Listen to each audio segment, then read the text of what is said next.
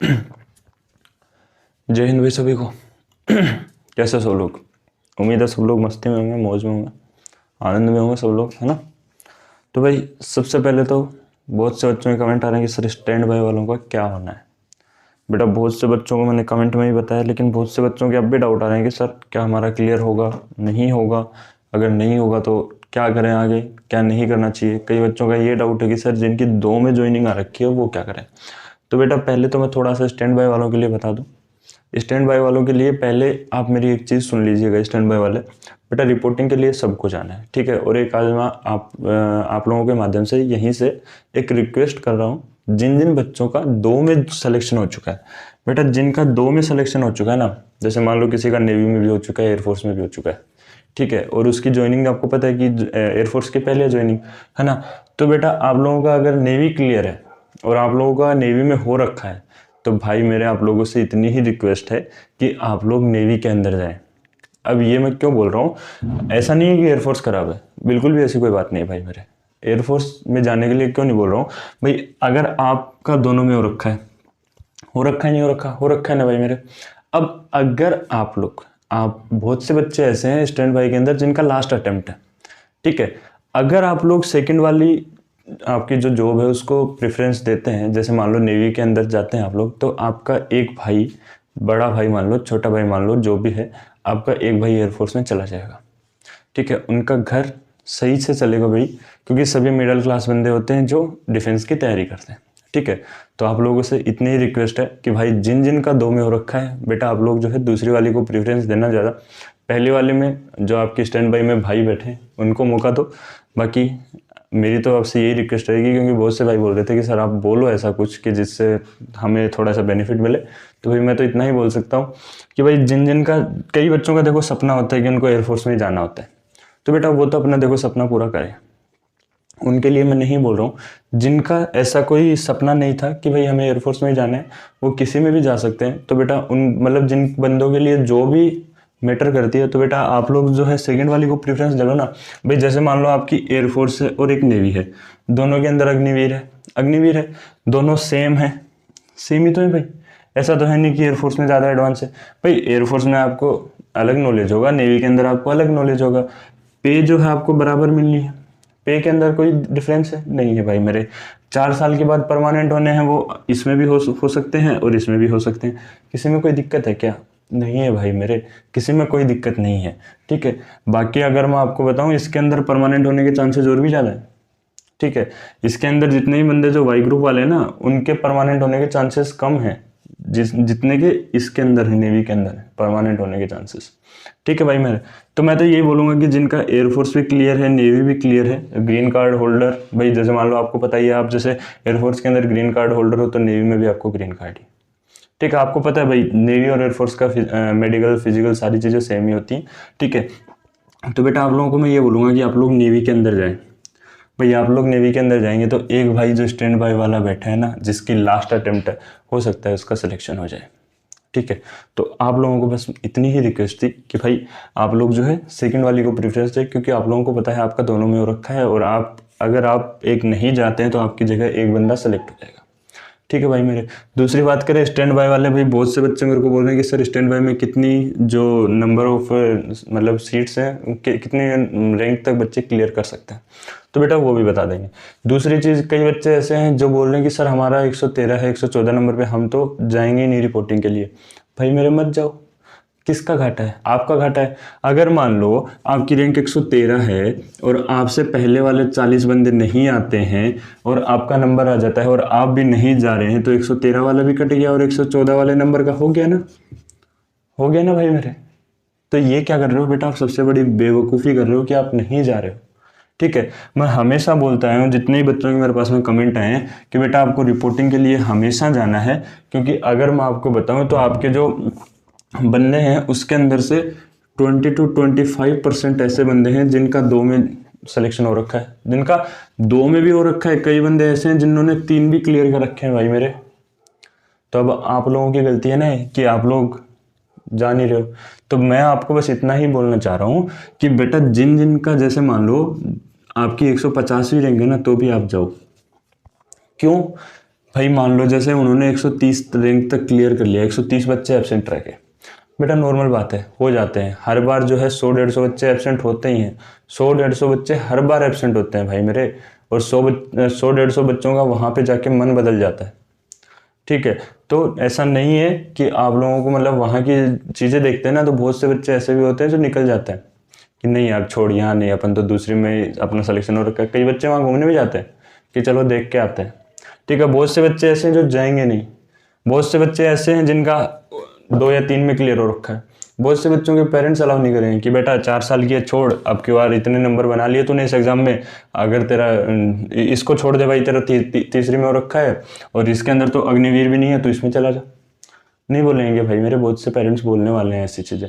बहुत से बच्चों का एसएससी जीडी क्लियर है भाई मेरे, एसएससी जीडी क्लियर है, 60 साल की नौकरी करेंगे ना, 4 साल की नौकरी क्यों, 4 साल की नौकरी में क्यों जाएंगे वो लोग। तो बस मेरा कहने का मतलब इतना है कि ये जो बंदे हैं ना, सारे जाओ, स्टैंड बाय वाले बंदे सारे के सारे वहाँ पे पहुँचो, आपकी जो रिपोर्टिंग डेट है उस दिन। इसका रीज़न ये है, बहुत से बच्चे जो है मेडिकल भी आउट होंगे वहाँ पे, मेडिकल भी आउट होने वाले हैं बहुत से बच्चे, ऐसी बात नहीं है मेडिकल आउट नहीं होंगे, बहुत से बच्चे मेडिकल आउट होंगे, बहुत से बच्चे पहुँचेंगे नहीं, बहुत से बच्चों के घर वाले अलाउ नहीं करेंगे, बहुत से बच्चों के जो है ये एग्ज़ाम क्लियर करके बैठे हैं। भाई ये जीडी का एग्जाम कितने बच्चों ने क्लियर करके बैठे हैं आपको पता भी है क्या? 8 लाख बच्चे, 8 लाख बच्चे प्लस हैं इसके, 8 लाख प्लस बच्चे एग्जाम क्लियर करके बैठे हैं जीडी का, ठीक है। इसके अंदर से उनको लेने कितने हैं? 50,000 बच्चे लेने हैं।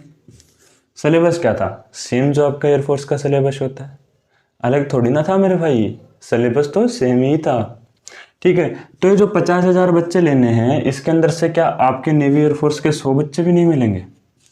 दिमाग लगा के चलो थोड़ा सा, 100 बच्चे भी नहीं मिलेंगे क्या?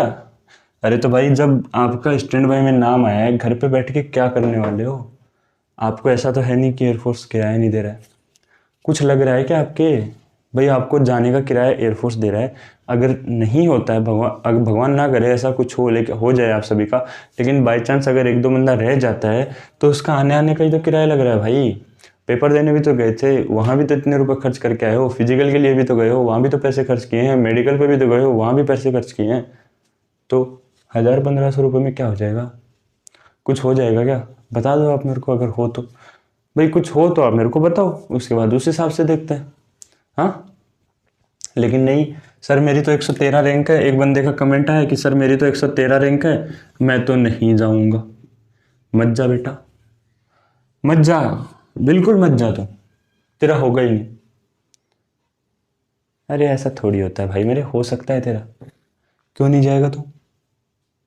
क्यों नहीं जाएगा? रीजन तो बता ना कि सर मैं नहीं जाऊंगा। एयरफोर्स तुम्हें बोल रहा है कि फ्री फंड में आओ, एक साइड का किराया दे रहा है ना एयरफोर्स, तुम्हारा जब पैसा लग नहीं रहा है जाने का, तो तुम्हें जाना क्यों नहीं है? मान लो वहाँ पे उन्होंने रोल कॉल करके 112वीं रैंक तक बच्चों को बुलाया और आपको लगा कि मेरा नहीं हुआ, उसके बाद उन्होंने बोला एक बच्चा मेडिकल आउट हो गया, तो आपका सिलेक्शन नहीं हो सकता।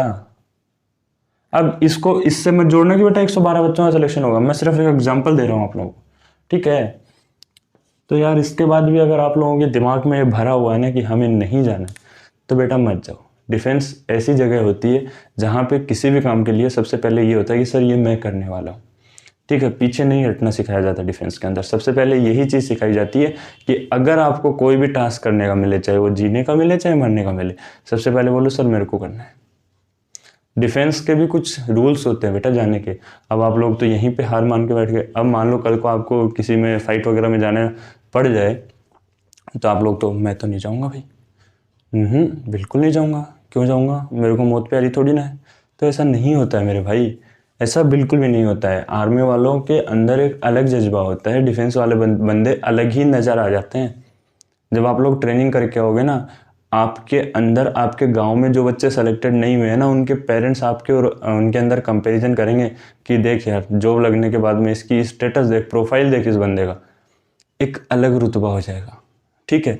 अब आप लोग एक बार ज्वाइनिंग के लिए जाओगे ना, तभी देखना गांव वाले सभी जो हैं सगे संबंधी बंदे आएंगे कि बेटा लग गया, चलो अच्छा हुआ, भगवान करे और तरक्की करे। लेकिन पीछे से गालियाँ निकालते थे वही आपको, नहीं निकालते क्या? अरे रिश्तेदारी गालियाँ निकालते थे भाई मेरे, उनकी तो छोड़ो, वो तो पड़ोसी हैं, रिश्तेदार गालियाँ नहीं निकालते थे क्या?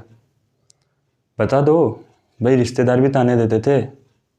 नहीं देते हो तो बताओ, तो जाना क्यों नहीं है? तो मैं बस इतना ही बोलना चाह रहा हूँ कि जितने भी ये बच्चे स्टैंड बाय वाले हैं सबको जाना है मेरे भाई, क्योंकि मैंने आपको क्या बोला है, सॉरी भाई, मैंने आपको क्या बोल के रखा है कि सीटें कितनी हैं? 1800 हैं। ये मैंने पहले भी बोल चुका हूं मैं, ठीक है। लेकिन कितने पे आया कि सर 1730 ही आई हैं भाई मेरे, 1730 ही आई हैं, लेकिन स्टैंड बाय वाले भी तो इसमें इंक्लूड हो जाएंगे। अब एक चीज़ और बता दूं, आपके साथ में जो परमानेंट रैली वाले हैं वो भी जा रहे हैं, ठीक है। कौन जा रहे हैं कि सर परमानेंट रैली वाले भी जा रहे हैं। भाई मैंने आपको 1800 सीटें बताई थी, ये नहीं हुई, कितनी हुई? 1730 सीटें हुई, ठीक है। इसके अंदर भाई अपनी गलती होगी, ठीक है भाई, मैंने थोड़ी ज़्यादा बताई लेकिन कम निकली। लेकिन आपके परमानेंट वाले भी साथ में जा रहे हैं, नहीं जा रहे क्या? कि सर बिल्कुल जा रहे हैं, परमानेंट वालों की ज्वाइनिंग भी आपके साथ में ही है, उनकी बेसिक ट्रेनिंग आपके साथ में हो रही है। बेटा जब एयरफोर्स का क्या होता है कि एयरफोर्स ने एक क्राइटेरिया तय कर रखा है कि भाई हमें इतने बच्चों को साथ में ट्रेनिंग देनी है, ठीक है। अब वो क्राइटेरिया मैं आपको नहीं बताने वाला हूँ, ठीक है। उन्होंने एक क्राइटेरिया तय कर रखा है। अब आप इससे समझ जाओ कि मैं क्यों बार बार बोल रहा हूँ कि स्टैंड बाय वालों को सभी को रिपोर्ट करना है, सभी को रिपोर्ट करना है, ठीक है। आप थोड़ा सा लॉजिक लगा के सोचो, ठीक है। परमानेंट वालों की भी साथ में रिपोर्टिंग होनी है। अब जो बंदे इसके अंदर उन्होंने सेलेक्ट कर रखे हैं और जो आपकी उन्होंने लिस्ट निकाली है, इन दोनों को मिला के उन्होंने कुछ ना कुछ क्राइटेरिया तय कर रखा है। जितना भी हो, 1000 हो, 2000 हो, 3000 हो, जितना भी बंदे का उन्होंने क्राइटेरिया तय कर रखा है, उस हिसाब से उन्होंने अपना जो ट्रेनिंग सेंटर है उसको भी तैयार करवाया है। अब जब वहाँ पे उन्होंने जितने बच्चों को ट्रेनिंग देने की सोची है उतने बच्चे मिलेंगे ही नहीं उनको, तो स्टैंड बाय वालों को क्यों नहीं उठाएंगे?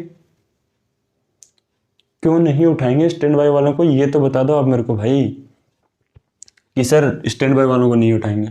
अरे क्यों नहीं उठाएंगे? जब उन्होंने, जैसे सपोज करो उन्होंने 2200 बच्चों का सोचा और उनके पास में 2100 ही बच्चे पहुंच पाते हैं, तो 100 बच्चे वो स्टैंड बाय वाले नहीं उठाएंगे क्या? अरे क्यों नहीं उठाएंगे? उनको उठाने पड़ेंगे भाई, उनकी मजबूरी है। वो 2200 बच्चों का चीज़ें तैयार करवा के बैठे हैं वहाँ पे, ठीक है। इसीलिए मैं बार बार जोर दे रहा हूँ कि भाई मेरे जिनका स्टैंड बाय में नाम है वो ज़रूर से रिपोर्टिंग पे जाएं, अपने सारे डॉक्यूमेंट्स क्लियर करें ताकि उनको दिक्कत ना हो। और जिन जिन का मेन लिस्ट में बेटा उनके भी डॉक्यूमेंट्स पूरे नहीं है, बहुत से बच्चों के डॉक्यूमेंट पूरे नहीं है। बहुत से बच्चे ऐसे हैं जो अलग अलग कैफ़े के चक्कर में, जो जिनको अपन ई मित्र बोलते हैं, ठीक है, उसके ऊपर फंसे हुए हैं, साइबर कैफ़े के ऊपर, कि सर हमने पैन कार्ड नहीं बनवाया, हमारा जो इको लेटर डाउनलोड नहीं हो रहा है। अरे यार कब बनवाओगे सारी चीज़ें? बहुत से बच्चों की अभी और भी बहुत सी दिक्कतें हैं, मैं सारी चीज़ें नहीं बता सकता आपको, अभी पर्सनल भी दिक्कतें हैं बहुत से बच्चों की। कई बच्चे ऐसे भी आपके अंदर ही हैं भाई मेरे, जो जुगाड़ लगा के बैठे हैं इसमें मेडिकल में, जिनको ऐसा ऐसा पॉइंट दिया था जिसके अंदर उन्होंने जुगाड़ लगाया, तो उनको भी निकाल देंगे वहाँ पे। अगर उनका पॉइंट वहाँ पे क्लियर नहीं होगा तो उनको भी निकालेंगे ना। बहुत से बच्चे ऐसे भी होंगे जो अभी जॉब लगने के बाद में स्टंटबाजी करेंगे, जो इंजरी खाएंगे, तो वो भी वहाँ पे डिस्क्वालीफाई होंगे। ऐसा थोड़ी ना है कि जॉब लग गए तो एयरफोर्स ने वर्दी पहना दी, मेन लिस्ट में नाम आ गया तो आप स्टैंड बाय में हो गए तो आपको घर ही भेज दिया है। ऐसा नहीं होता मेरे भाई। आपसे तभी मैं बार बार बोलता हूँ कि भाई मेरे पहुँचो यहाँ पे। ये जो स्टैंड बाय वाले हैं, ज्वाइनिंग के लिए पहुँचना है आपको, ज्वाइनिंग सेंटर पे ज़रूर से पहुँचना है। अगर नहीं पहुँचोगे तो कहीं ये ना हो कि आपकी जगह किसी दूसरे को मिल जाए, ठीक है। अब इससे एक बात याद आती है लेकिन वो नहीं बताऊंगा थोड़ी सी मैं आपको अभी, ठीक है। तो आप लोगों को ज़रूर पहुंचना है, ठीक है। और जो बच्चे ऐसे हैं जो आपके बार फ्रेश ही हैं, बेटा अभी से तैयारी में लग जाओ, आपके अक्टूबर के अंदर एग्ज़ाम है, ठीक है। इसी मंडे से बैच आना था अपना, लेकिन वो बैच कल एक क्लास भी हुई, लेकिन पता नहीं उस क्लास के अंदर क्या इशू आया, वो डिलीट हो गई ऑटोमेटिक अपनी।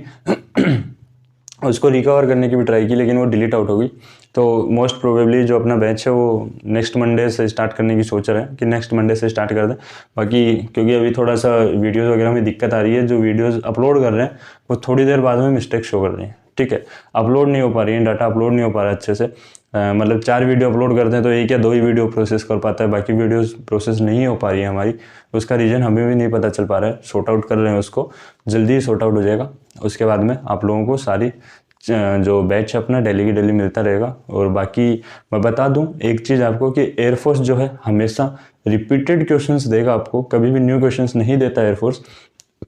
अब रिपीटेड से मेरा मतलब ये नहीं है कि लास्ट ईयर के रिपीटेड सॉरी भाई अब रिपीटेड से मेरा ये मतलब नहीं है कि लास्ट ईयर की रिपीटेड देगा आपको। रिपीटेड का मतलब ये होता है कि जैसे मान लो उसने पिछली बार 1+2 पूछा तो अब की बार 2+1 भी पूछ सकता है वो, ठीक है। जैसे अब की बार उसने एब्सटेन के साथ में प्रीपोजिशन पूछी, ठीक है, तो अब की बार वो प्रोवाइड के साथ में पूछ लेगा या फिर किसी भी नाम के साथ में पूछ लेगा, ठीक है। अब की बार उसने एरर से 4 क्वेश्चन पूछा। अब की बार उसने जैसे आर्टिकल पूछा तो आर्टिकल में क्या पूछा उसने, दा पूछ लिया, दा आर्टिकल। अब की बार क्या पूछ सकता है, ए भी पूछ सकता है, एन भी पूछ सकता है। तो कहने का मतलब ये है कि एयरफोर्स का जो पेपर आया है, जो लेवल रहा है, इससे लेवल ऊपर नीचे नहीं होता है, लेवल सेम ही रखते हैं जनरली एयरफोर्स। हाँ, 1-2 स्टेप अप हो सकता है, 1-2 स्टेप डाउन हो सकता है, इससे ज़्यादा डिफरेंस नहीं मिलता है किसी भी एग्जाम में। आप देख सकते हो एयरफोर्स के प्रीवियस ईयर के क्वेश्चंस अगर आपके पास में नहीं है तो मेरे को बता देना, आपको प्रोवाइड करवा देंगे। बाकी बैच के अंदर अपन जो पूरे के पूरे प्रीवियस ईयर क्वेश्चन हैं वही करने वाले हैं। आप अब की बार वाले जो अपने स्टूडेंट्स थे उनसे पूछ भी सकते हैं कि उनका पेपर कैसा निकला। जो हमसे पढ़े हैं बहुत अच्छा पेपर फोड़ गए हैं, कोई दिक्कत वाली बात नहीं है। बाकी मंडे से अपना बैच आ जाएगा। बाकी अब भी अगर किसी भाई को या किसी भी को दिक्कत हो, भाई को बहन को जिसको भी दिक्कत हो, तो भाई मेरे आप लोग बेझिझक कॉल कर सकते हैं, पूछ सकते हैं, ठीक है, कोई दिक्कत वाली बात नहीं है। आपको मैं कॉन्टेक्ट नंबर बता दूं, ठीक है, कॉन्टेक्ट नंबर बता देता हूं आपको मैं। इस नंबर पे आप कॉल कर सकते हैं,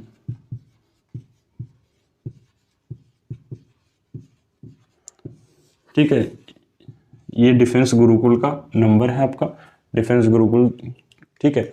और ये नंबर से आप मेरे से बात कर सकते हैं डायरेक्ट। हो सकता है मैं अवेलेबल ना हो तो कोई हमारा जो ये होता है ना, हमारे जो अदर मेंबर्स होते हैं वो आपसे बात करें, तो ऐसा घबराना नहीं है, उनसे भी आराम से बात कीजिए, वो भी आपको सारी चीज़ें बता देंगे खुल के, ठीक है। बाकी हम जो होता है हेल्प करते हैं, अगर वो फ़ोन उठाते हैं तो अगर उनके बस का मैटर होता है, उनको समझ में आता है कि चीज़ें क्या क्या पूछी जा रही है तो वो हेल्प कर देते हैं। अदरवाइज वो ये बोल देते हैं कि सर अभी बिजी हैं, थोड़ी देर में आपसे बात करेंगे, आपके इस मैटर के ऊपर वो रिजॉल्व कर देंगे, ठीक है। तो हम ऐसा नहीं है कि आपसे बात नहीं करते हैं, बात करते हैं, लेकिन ये याद रखना थोड़ा सा यार कि सुबह 8 बजे से